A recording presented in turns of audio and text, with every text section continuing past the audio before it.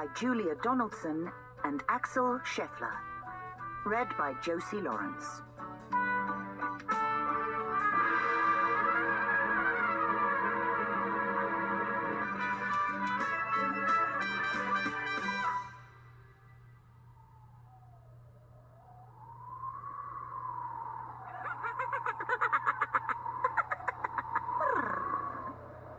The witch had a cat, and a very tall hat, and long ginger hair which he wore in a plait. Brrr. How the cat purred, and how the witch grinned as they sat on their broomstick and flew through the wind.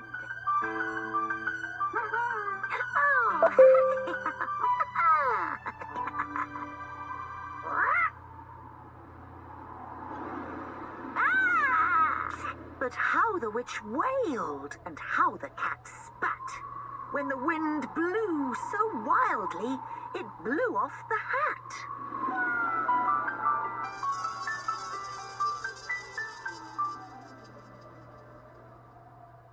"Down!" cried the witch, and they flew to the ground.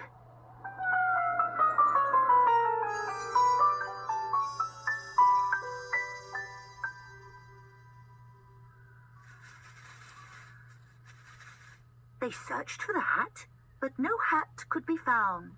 Oh.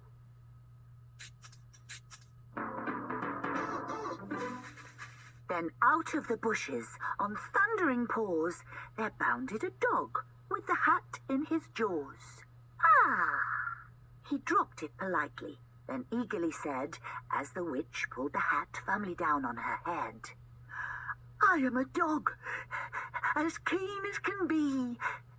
Is there room on the broom for a dog like me?"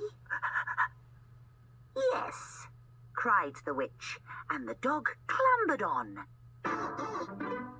The witch tapped the broomstick, and whoosh, they were gone. Ooh.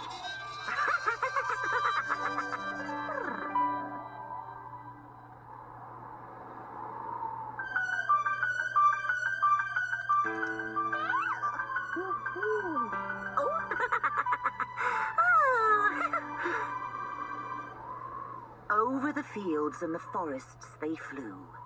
The dog wagged his tail, and the stormy wind blew.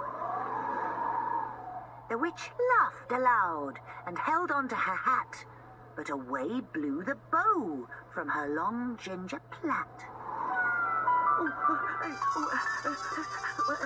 Oh. "Down!" cried the witch, and they flew to the ground.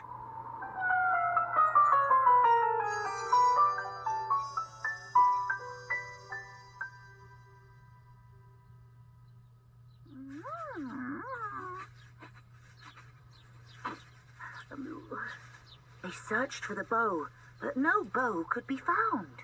Oh.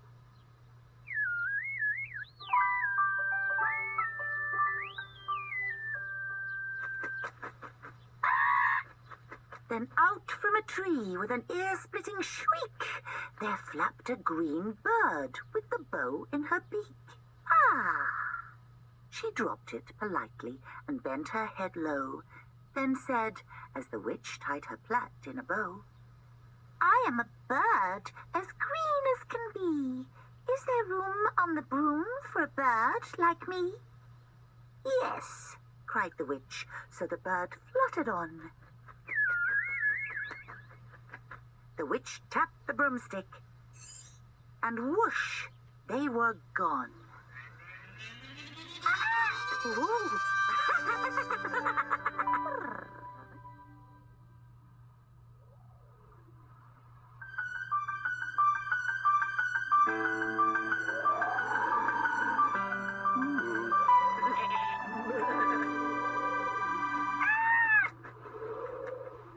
Over the reeds and the rivers they flew.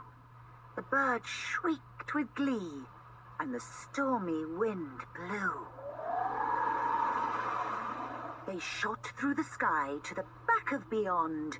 The witch clutched her bow, but let go of her wand. Oh,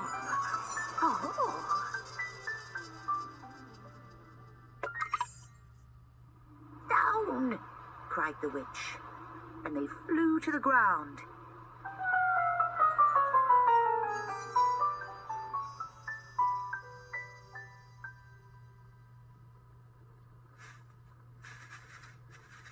They searched for the wand, but no wand could be found.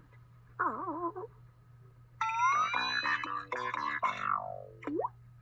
Then all of a sudden, from out of a pond, leapt a dripping wet frog with a dripping wet wand. Ah! He dropped it politely, then said with a croak, as the witch dried the wand on a fold of her cloak, "I am a frog, as clean as can be. Is there room on the broom for a frog like me?" "Yes," said the witch, so the frog bounded on. The witch tapped the broomstick, and whoosh, they were gone. Ooh.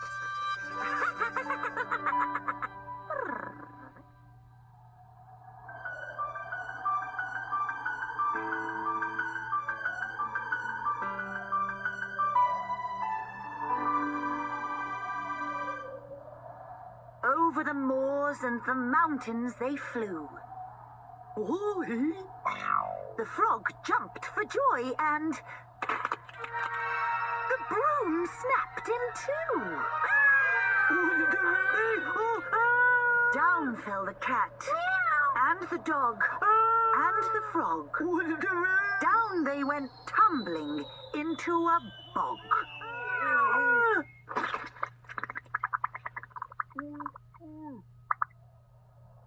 The witch's half-broomstick flew into a cloud, and the witch heard a roar that was scary and loud. Roar!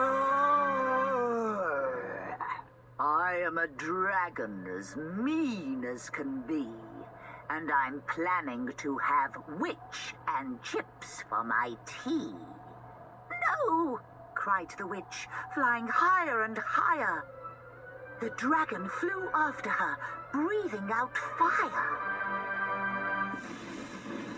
"Help!" cried the witch, flying down to the ground. She looked all around, but no help could be found. Oh! The dragon drew nearer and, licking his lips, said, "Maybe this once I'll have witch without chips." But just as he planned to begin on his feast, from out of a ditch rose a horrible beast. It was tall, dark, and sticky, and feathered and furred. It had 4 frightful heads. It had wings like a bird. And its terrible voice, when it started to speak, was a yowl and a growl and a croak and a shriek. It dripped and it squelched as it strode from the ditch. And it said to the dragon, "Oh, that's my witch!"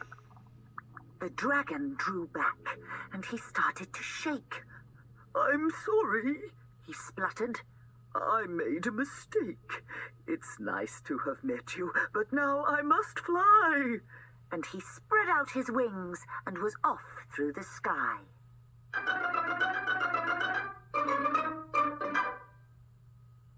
Then down flew the bird,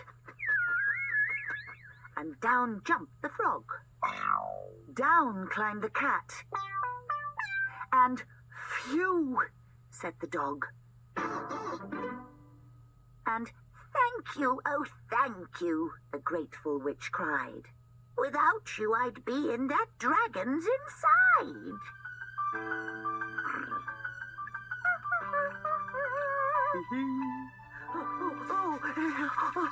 Ah! Then she filled up her cauldron